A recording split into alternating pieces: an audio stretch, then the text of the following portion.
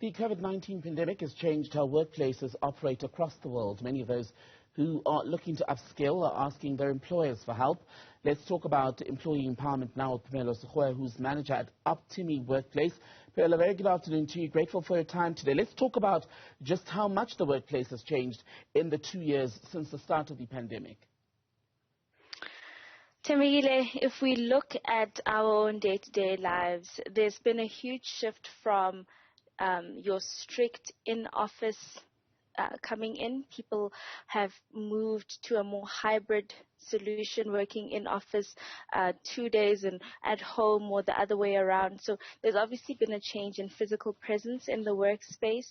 But over and above that, there's also been an improvement in how processes flow, because there's been an over-reliance on digital to help us continue with work. So the digital migration in the workplace, that has revolutionized how we work, but also our physical presence, that has changed. And a lot of employees would like to continue this hybrid, because it has proved, a lot of companies have seen that employees are still as productive, if not more, when they're able to manage their own time and work according to a schedule that makes more sense for their lives.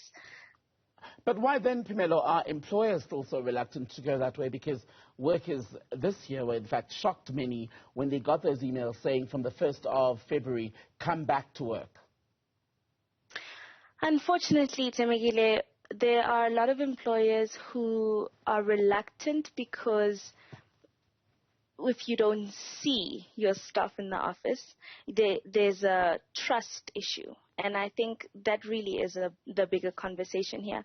If your employees are meeting their KPIs, deadlines are being kept, the actual markers that you have in place in the workplace are being met, then there is no real reason why you should have your staff in office every single day. But obviously, there are many employers who have systems that are only in laptop or in computers that are in the workplace that cannot be put on personal laptops, So there are infrastructure issues where there's a need for people to come in, and that's obviously an exception. But for employees who can 100% work from home, who can manage their time, the only thing that I can point to is just a bit of trust. There's a need for also just a change.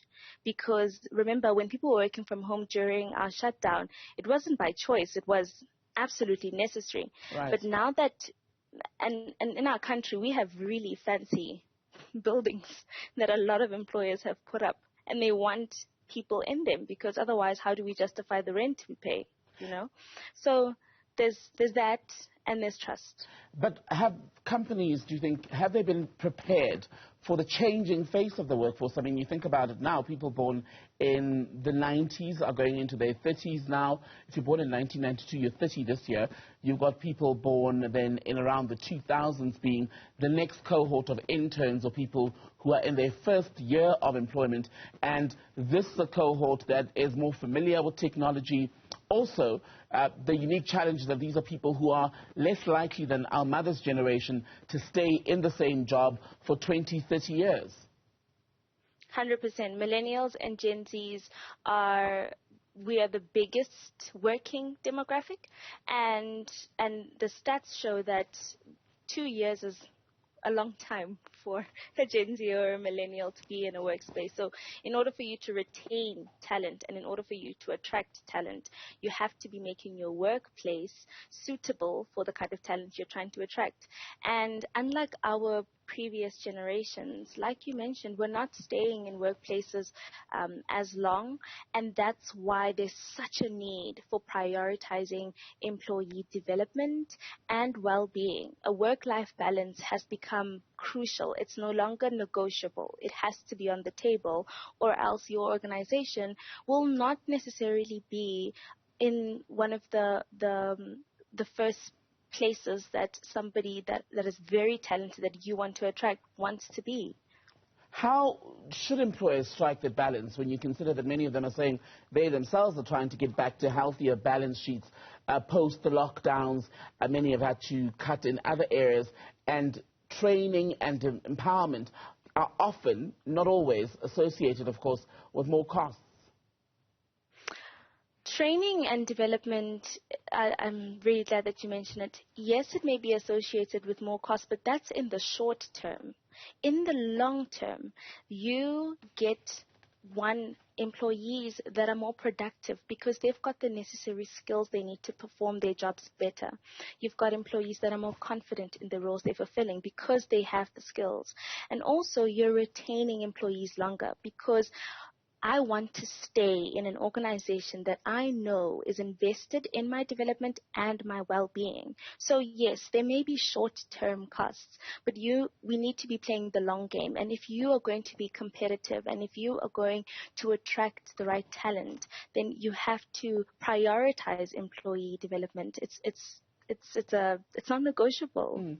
Is it something that a company should do at entry level when a person arrives and takes up a position, or more of a post, or I should say, once you're in the job type of process where at a year, at 12 months, 24 months, there is that assessment to say, hey, what do you want to do next?